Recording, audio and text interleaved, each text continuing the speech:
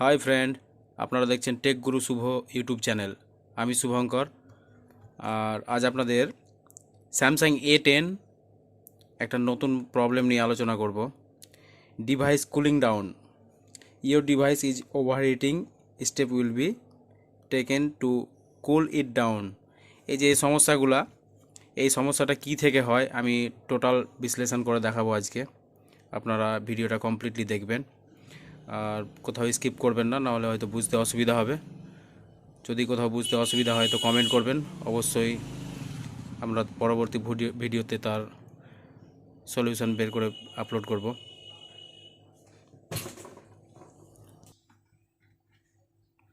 তো ফ্রেন্ড, এই সমস্যাটা বেশিরভাগ যেটা সমস্যা হয় সেটা হচ্ছে থার্মিস্টারের কারণে। চার্জিং বোর্ডে যে থার্মিস্টার থাকে সেই থার্মিস্টারের জন্য এই সমস্যা হয়। থার্মিস্টার যদি নষ্ট হয়ে যায় বা আপনারা যদি কেউ কখনো ডুপ্লিকেট বাইরে থেকে লোকাল চার্জিং বোর্ড যদি লাগিয়ে থাকেন, সেটার জন্য এই সমস্যাটা হয়। আমি আজকে আপনাদের দেখাবো এই চার্জিং বোর্ডটা চেঞ্জ করার পরে এই সমস্যাটা এসেছে। এটা অন্য কোনো টেকনিশিয়ানকে দেওয়া হয়েছিল।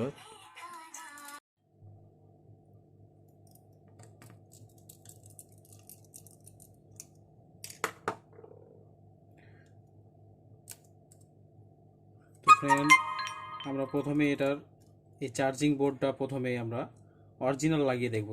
যেহেতু এই চার্জিং বোর্ডটা আপনার ডুপ্লিকেট লাগানো আছে, তো আমরা প্রথমে একটা চার্জিং বোর্ড অরিজিনাল লাগিয়ে দেখব।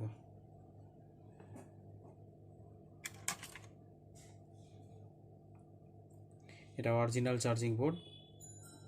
এর মধ্যে দেখুন এই চার্জিংয়ের কম্পোনেন্টগুলো আছে, এই থার্মিস্টার বসানো আছে, কিন্তু এখানে কোনো থার্মিস্টার বসানো নেই। এই ছোট্ট রেজিস্ট্যান্সের আকারে এটাকে থার্মিস্টার বলা হয়।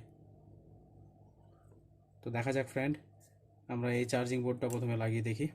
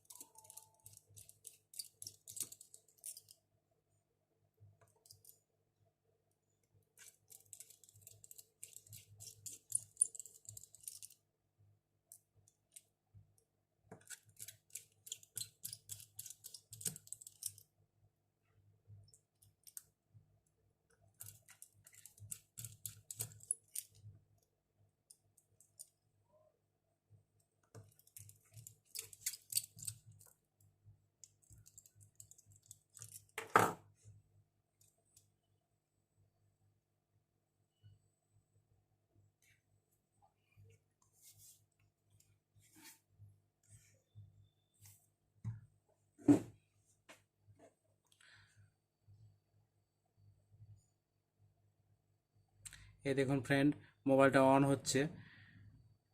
আশা করছি সেই সমস্যাটা আর দেখাবে না। তো ফ্রেন্ড, ভিডিওটা যদি ভালো লেগে থাকে আপনাদের, একটুও যদি হেল্পফুল হয়ে থাকে, তো অবশ্যই আমার চ্যানেলটা সাবস্ক্রাইব করবেন এবং লাইক, কমেন্ট ও শেয়ার করতে ভুলবেন না, এবং বেল আইকনটি প্রেস করে রাখবেন পরবর্তী ভিডিওর নোটিফিকেশান পাওয়ার জন্য। এই দেখুন ফ্রেন্ড, মোবাইলটা কমপ্লিটলি ওপেন হয়ে গেছে।